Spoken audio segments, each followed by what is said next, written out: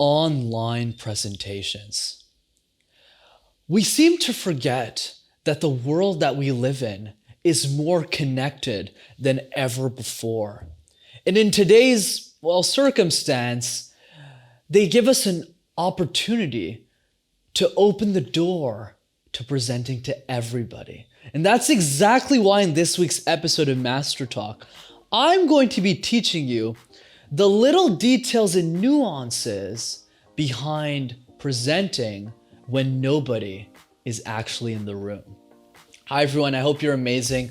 Brendan from Master Talk here, your go-to channel to mastering your talk. And today I'm going to teach you how to give phenomenal online presentations so that the next time you give a webinar or even a Zoom call, that the world doesn't forget your message. So let's get into it.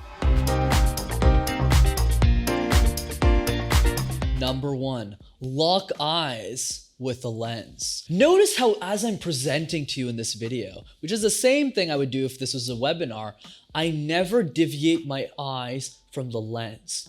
If I look anywhere else, like this, and this, well, I don't seem as credible anymore because I'm not as connected to you as a speaker. This is not true in in-person presentation. Because if we're all in a room together, I want to look at you directly in the eye, and I'm going to move my eye contact accordingly.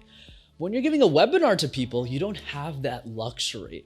So you always want to be locked in a duet with a camera, essentially. Another way of looking at this is super simple. Let's say that you're going on a first date with someone and you're not paying attention to them. Or better, you're in a committed relationship with someone and you're not paying attention to them. They're like, what did you think of today? You're like, what? Huh? What did you say? If you're not locking eyes and paying attention to the partner that you care deeply about, at least I hope you do, you show appreciation for them. You build a connection with them. You build a rapport that they always remember because you make them feel special as you gaze into their eyes. My advice to you is even if the people that you're presenting to in an online presentation aren't there, you need to pretend as if you're gazing into their eyes in the same way that you're gazing into the eyes of someone that you love. And if you're able to create that mentality and that spirit, you'll be 10 steps closer to mastering the online world. Number two, imagine the perfect in-person audience. Look, I'm not gonna hide anything from you.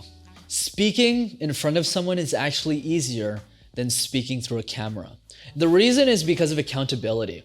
If you're waking up in the morning and you're presenting to 10,000 people who are waiting for you, who are sitting in a conference room, in a big auditorium, well, you're gonna be a little nervous, right? You're gonna wake up at 5 a.m., you're gonna make sure your tie is perfect because you have an audience to hold yourself accountable to and you don't want to mess up.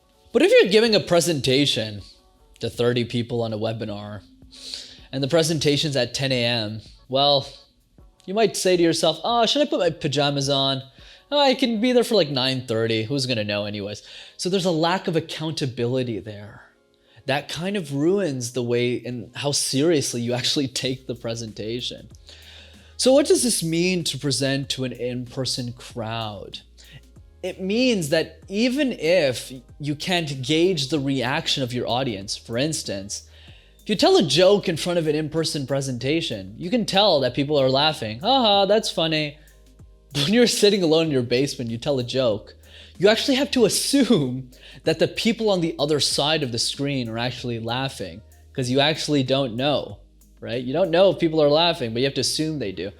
So by imagining the perfect in-person presentation, by imagining the people that care deeply about you and your message, that are there to encourage and support you, and by changing your mindset and how you look at an audience, you'll be able to tell your jokes as comfortably as you would even if they're not in the room. So imagine a world in which you are the perfect presenter.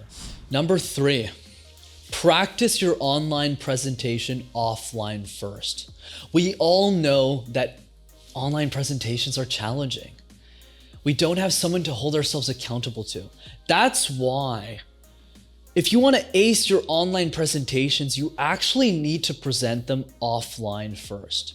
So let's say you have a keynote that you give. Let's say you're like a speaker and you love talking about canoes. And you've presented that same canoe presentation in front of your grandma 50 times. That's going to give you the confidence that you need to tackle the online version of that presentation. And obviously you might not get the opportunity sometimes to get that in-person crowd first.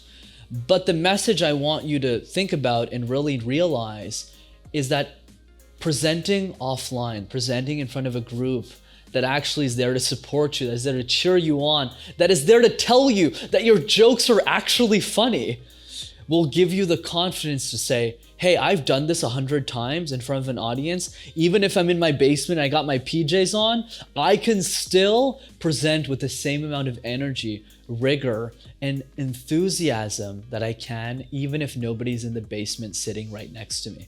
And the same analogy applies to camera presentations. When I started presenting on camera, I honestly hated it because there was nobody to present in front of.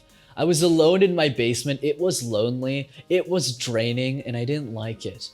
But as I started presenting to crowds, as I started seeing the impact of my presentation, that's when I started getting a bit more obsessive. And it also helped that I have my video guy who's there in the same room as me.